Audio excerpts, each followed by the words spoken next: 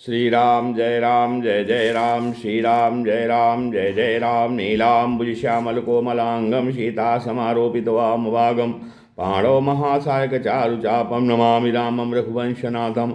ओम श्री सीतारामचंद्राभ्यां नमः उमामहेश्वराभ्यां नमः। ओम से एकादशी दक्षेश्वरधाम सरकार सिंहते नमः। सत्संग क्रम में आज श्रीमद्भागवत महापुराण के अष्टम स्कंद की 12 अध्याय कथा है। इसमें मोहिनी रूप को देख करके, भगवान के मोहिनी रूप को देखकर महादेव जी का मोहित होना, इसकी कथा का कथन श्रवण हो रहा है। श्री सुखदेव जी कहते हैं, वृषध्वजो निशम्येदं योषिद्रूपेण दानवान् मोहयित्वा सुरगणान् हरि सोममपायत। श्री सुखदेव जी कहते हैं कि परीक्षित, जब भगवान शंकर ने यह सुना किसी हर ने स्त्री का रूप धारण करके असुरों को मोहित कर लिया और देवताओं को अमृत पिला दिया, तब वे सती देवी के साथ बैल पर सवार हो समस्त भूतगणों को लेकर वहां गए जहां भगवान मधुसूदन निवास करते हैं। भगवान श्रीहरि ने बड़े प्रेम से गौरी शंकर भगवान का स्वागत सत्कार किया। वे भी सुख से बैठकर भगवान का सम्मान करके मुस्कुराते हुए बोले। श्री महादेव जी ने कहा, समस्त देवों के आराध्य देव, आप विश्वव्यापी जगदीश्वर एवं जगत स्वरूप हैं। समस्त चराचर पदार्थों के मूल कारण ईश्वर और आत्मा भी आप ही हैं। इस जगत के आदि अंत और मध्य आप ही हैं, परंतु आप आदि मध्य अंत से रहित हैं। आपके अविनाशी स्वरूप में दृष्टा, दृश्य, भोक्ता और भोग्य का भेदभाव नहीं है। वास्तव में आप सत्य चिन्मात्र ब्रह्म ही हैं।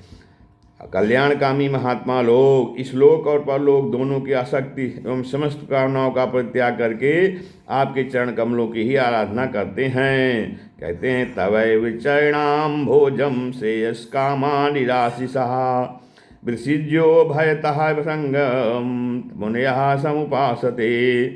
आप अमृत स्वरूप समस्त प्राकृतिक गुणों से रहित, शोक की छाया से भी दूर, स्वयं परिपूर्ण ब्रह्म हैं। आप केवल आनंद स्वरूप हैं। आप निर्विकार हैं। आपसे भिन्न कुछ नहीं है, परंतु आप सबसे भिन्न हैं। आप विश्व की उत्पत्ति, स्थिति और प्रलय के परम कारण हैं। आप समस्त जीवों के शुभाशुभ कर्म का फल देने वाले स्वामी हैं, परंतु यह बात भी जीवों की अपेक्षा से ही कही जाती है। वास्तव में आप सबकी अपेक्षा से रहित और अनपेक्ष हैं। कहते हैं, स्वामीन, कार्य कारण द्वैत और अद्वैत और अद्वैत जो कुछ है वह सब एकमात्र आप ही हैं।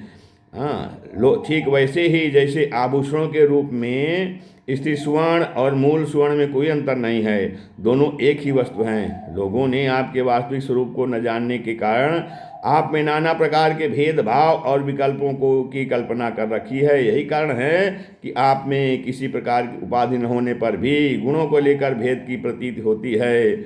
एकस्त्वमेव सदसद्वयमद्वयमद्वयं च स्वर्णं कृताकितमिवेह न वस्तु भेदः अज्ञानतस्त्वयि जनैर्विहितो विकल्पो यस्माद् गुणैर्व्यतिकरो निरुपाधिकस्य।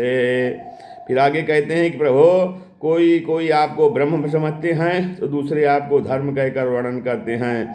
इसी प्रकार कोई आपको प्रकृति और पुरुष से परे परमेश्वर मानते हैं तो कोई विमला, उत्कर्षणी, ज्ञाना, क्रिया, योगा, प्रहली, सत्या, ईशाना और अनुग्रह इन 9 शक्तियों से युक्त परम पुरुष तथा दूसरे क्लेश, कर्म आदि के बंधन से रहित पूर्वजों के भी पूर्वज अविनाशी पुरुष विशेष के रूप में मानते हैं।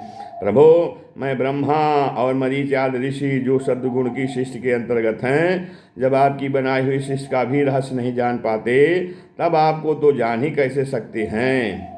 फिर जिनका चित्त माया ने अपने वश में कर रखा है और जो सर्वदा रजोगुणी और तमोगुणी कर्मों में लगे रहते हैं, वे असुर और मनुष्य आदि तो भला जानेंगे ही क्या। प्रभो, आप सर्वात्मक एवं ज्ञान स्वरूप हैं, इसीलिए वायु के समान आकाश में अदृश्य रहकर भी आप संपूर्ण चराचर जगत में सदा सर्वदा विद्यमान रहते हैं तथा इसकी चेष्टा, स्थिति, जन्म, नाश, प्राणियों के कर्म एवं संसार के बंधन, मोक्ष सभी को जानते हैं। प्रभो, आप जब गुणों को स्वीकार करके लीला करने के लिए बहुत से अवतार ग्रहण करते हैं, तब मैं उनका दर्शन करता ही हूँ। अब मैं आपके उस अवतार का भी दर्शन करना चाहता हूँ जो आपने स्त्री रूप में ग्रहण किया था। येन सम्मोहिता दैत्याः पायिताश्चामृतं सुराः तद दिदृक्षव आयाता परम कौतूहलम ही नहा। कहते हैं कि प्रभो, जिससे दैत्यों को मोहित करके आपने देवताओं को अमृत पिलाया स्वामीन, उसी को देखने के लिए हम सब आए हैं। हमारे मन में उसके दर्शन का बड़ा कौतूहल है, क्योंकि भगवान शंकर जी भगवान के, नारायण के सभी अवतारों का दर्शन करने जाते हैं, तो मोहिनी रूप भी एक अवतार हुआ भगवान का। तो शंकर जी कहते हैं कि हम उसका भी दर्शन करना चाहते हैं। तो श्री सुखदेव जी कहते हैं कि जब भगवान शंकर ने विष्णु भगवान से यह प्रार्थना की, तब वे गंभीर भाव से हंसकर शंकर जी से बोले। श्री विष्णु भगवान ने कहा, कौतूहलाय दैत्यानां योषिद्वेषो मया कृतः पश्यतासुर कार्याणि गते पीयूष भाजने तत्ते अहम दर्शयिष्यामि दिदीक्षोः सुरसत्तम कामिनां बहुमंतव्यम संकल्प प्रबोधयम्। श्री विष्णु भगवान ने कहा, शंकर जी, उस समय अमृत का कलश दैत्यों के हाथ में चला गया था, अतः देवताओं का काम बनाने के लिए और दैत्यों का मन एक नए कौतूहल और खींच लेने के लिए ही भगवान ने स्त्री रूप धारण किया था। देव शिरोमणे, आप उसे देखना चाहते हैं, इसलिए मैं आपको वह रूप दिखाऊंगा। परंतु वह रूप तो कामी पुरुषों का ही आदरणीय है, क्योंकि वह काम भाव को उत्तेजित करने वाला है। श्री सुखदेव जी कहते हैं, इद ब्रुवाणो भगवान तत्रैवांतर्धीयत सर्वतश्चार्यश्चक्षुर्भव आस्ते महम सहो मया। इस तरह कहते कहते विष्णु भगवान वहीं अंतर्धान हो गए और भगवान शंकर सती देवी के साथ चारों ओर दृष्टि दौड़ाते हुए वहीं बैठे रहे। इतने में ही उन्होंने देखा कि सामने एक बहुत बड़ा उपवन है, सुंदर उपवन है। उसमें भांत भांत के वृक्ष लग रहे हैं, जो रंग बिरंगे फूल और लाल लाल कोपलों से भरे पूरे हैं। उन्होंने यह भी देखा कि उस उपवन में एक सुंदरी स्त्री गेंद उछाल उछाल कर खेल रही है। वह बड़ी सुंदर साड़ी पहने हुए है और उसकी कमर में करधनी की लड़ियां लटक रही हैं। गेंद की उछालने और लपक कर पकड़ने से उसके स्थान और उन पर पड़े हुए हार हिल रहे हैं। ऐसा जान पड़ता था मानो इनके भार से उसकी पतली कमर पग पग पर टूटते टूटते बच जाती है। वह अपने लाल लाल पल्लों के समान सुकुमार चरणों से बड़ी कला के साथ ठुमुक ठुमुक कर चल रही है। उछलता हुआ गेंद जब इधर उधर छलक जाता था, तब वह लपक कर उसे रोक लेती थी। इससे उसकी बड़ी बड़ी चंचल आँखें कुछ उद्विग्न सी हो रही थी। उसके कपोलों पर कानों के कुंडलों की आभा जगमगा रही थी और घुंघराली काली काली अलकें उन पर लटक आती थीं, जिससे मुख और भी उत्साह उल्लसित हो उठता था। कहते हैं, जब कभी साड़ी सरक जाती और केसों की बेड़ें खुलने लगती, तब अपने अत्यंत सुकुमार बाएं हाथ से वह उन्हें संभाल लिया करती। उस समय भी वह दाहिने हाथ से गेंद उछाल उछाल कर सारे जगत को अपनी माया से मोहित कर रही थी। गेंद से खेलते खेलते उसने तनिक सलज्ज भाव से मुस्कुराकर तिरछी नज़र से शंकर जी की ओर देखा। बस उनका मन हाथ से निकल गया। वे मोहिनी को निहारने और उसकी चितवन के रस में डूबकर इतने विह्वल हो गए कि उन्हें अपने आप की भी सुध न रही। फिर पास बैठी हुई सती और गणों की तो याद ही कैसे रहती। एक बार मोहिनी के हाथ से उछलकर गेंद थोड़ी दूर चला गया, वह भी उसी के पीछे दौड़ी। उसी समय शंकर जी के देखते देखते वायु ने उसकी झीनी सी साड़ी का धनी के साथ ही उड़ा ली। मोहिनी का एक एक अंग बड़ा ही रुचिकर और मनोरम था। जहाँ आंखें लगी ही रहती। यही नहीं, मन भी नहीं रमण करने लगता, वहीं रमण करने लगता। उसको इस दशा में देखकर भगवान शंकर उसकी ओर और अत्यंत आकृष्ट हो गए। उन्होंने मोहिनी भी अपने प्रति आसक्त जान पड़ती थी। उसने शंकर जी का विवेक छीन लिया। वे उसके हाव भाव से कामातुर हो गए और भवानी के सामने ही लज्जा छोड़कर उसकी ओर चल पड़े।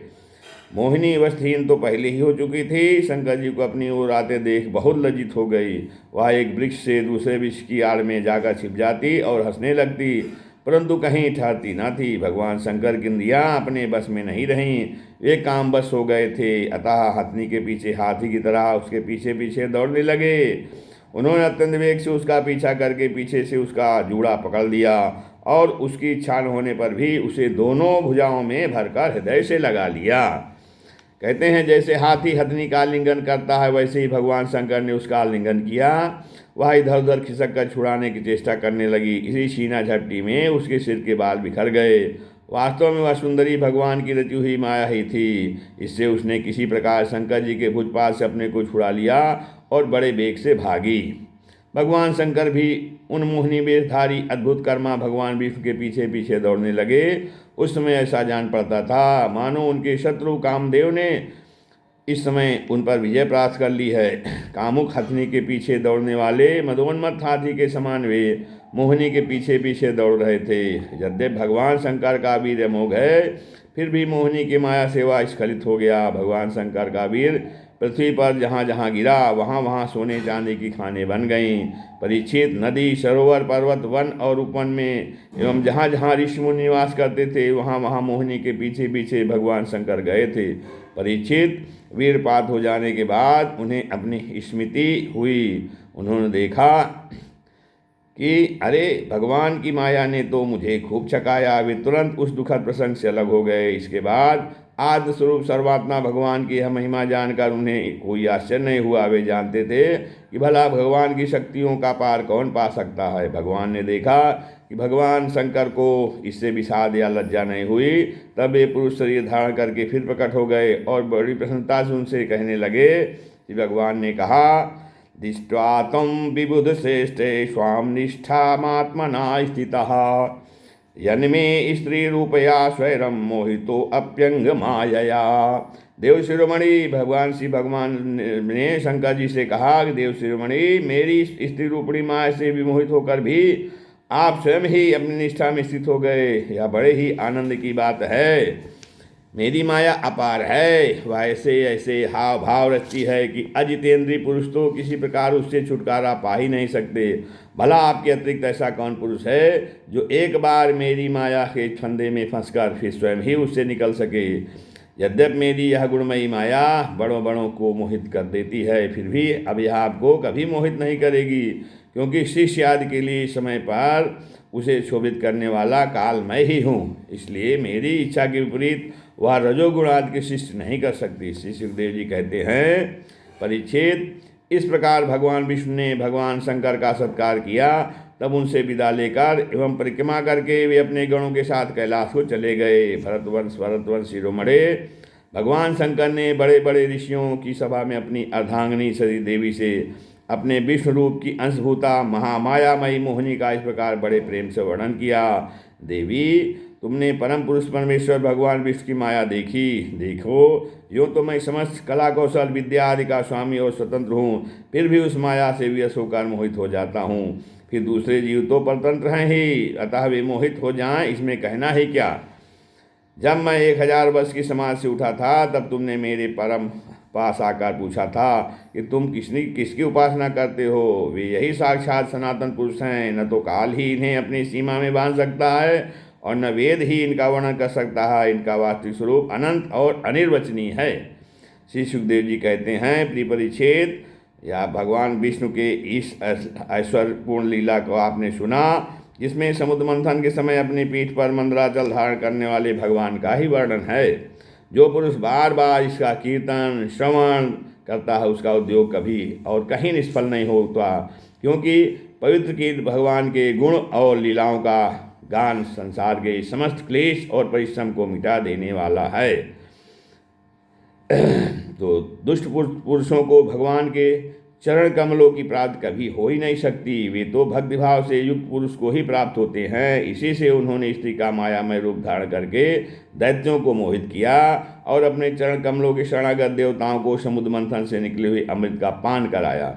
केवल उन्हीं की बात नहीं, चाहे जो भी उनके चरणों की शरण ग्रहण करे वे उसकी समस्त कामनाएं पूर्ण कर देते हैं। मैं उन प्रभु के चरण कमलों में नमस्कार करता हूँ। इस प्रकार शंकर जी ने कहा है। इस श्रीमद्भारते महापुराणे परमहंस्यायां संहितायां अष्टम स्कंधे शंकर मोहनम नाम द्वादशो अध्यायः। श्री राम जय राम, जय जय राम। श्री